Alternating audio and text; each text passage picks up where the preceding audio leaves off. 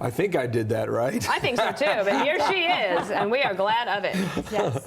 I want to take you back to last night. Go ahead, let's cue up number 3, okay? Because there were some questions for Donald Trump about the court cases and those who are bringing the cases against him. And there was a question about retribution, I believe, from the audience. Mm-hmm. This is how he answered that last night. How do you get together? We're going to get together through success. When the country was at a level that we had the best employment numbers in history, everything was good, and this country was coming together. Then we got hit with COVID, but this country came together. I don't care about the revenge thing. I know they usually use the word revenge. Will there be revenge? My revenge will be success. Well, he stuck the landing on that, and he's used that line a couple of times already, too. Yeah, to great effect. He took a question about me and made it about you. Mm-hmm. That is a successful formula, and we've seen him do this a few times outside of the courtroom in the last 2 weeks, where he's coming out, you think he's going to talk about the case, and he talks about immigration, and he talks about the economy. And when he does that, he nullifies any of the critiques from the left, any of the critiques that he's gotten in the media. So I think that line is one we should continue to hear repeatedly. It brings people's mind back to a time when the economy was better, when the border was better, when people felt safer. I thought this one Biden yesterday was actually fairly agile, right? So this is call for number 4 about who he's going to face in November. Nikki Haley or Donald Trump? Who would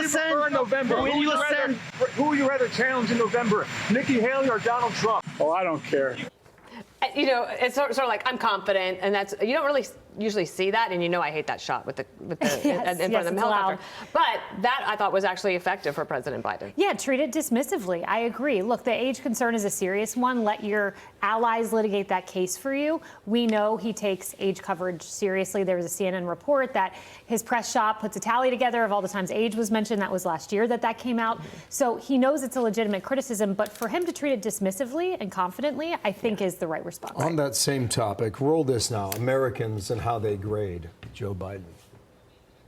He's old, and I think it's time for the new blood, to lead. His age is concerning. I don't think he can, lead this great country for the next 4 years. He's an older guy, so he's going to be a little slower, but he's making, the best decisions that I think that he can make. That's not putting us in jeopardy. Well, we're going to talk about this for 7-8 months, just like we're going to talk about debates and everything else along the line. Dana and I are big readers of Mark Halperin every day, and he does a focus group that he sent out. I think it was 8 Biden supporters, and they asked them what the biggest issue is going to be. I don't believe any one of them said age, but nearly all of them said abortion. No one said the border. And I just want you to think about this now. Republicans and Democrats, independents in the middle, like what issues matter to them? And the fact that they went 0 for 8 on the border. Yeah. And we've been covering this story for the last 3 years. Yeah. And now it's seeping into every major American city to the point where you can't ignore it. Right. Just what do you think about them maybe from a communication standpoint? Yeah. As you go after abortion or if you go after immigration, which one you emphasize? He has to address the border, and it's not a press issue. It's not a communication issue. It's a fact issue. It's a fact pattern issue that he has to resolve. And there's been that Axios reporting about the big, bold executive order to come. My question is, how bold is it going to be? Yeah. He has the authority in the Immigration and Nationality Act and the Secure Fencing Act of 2006 to take drastic action. He can shut down any class of aliens coming across the border. If he does that, he could solve the problem on the border.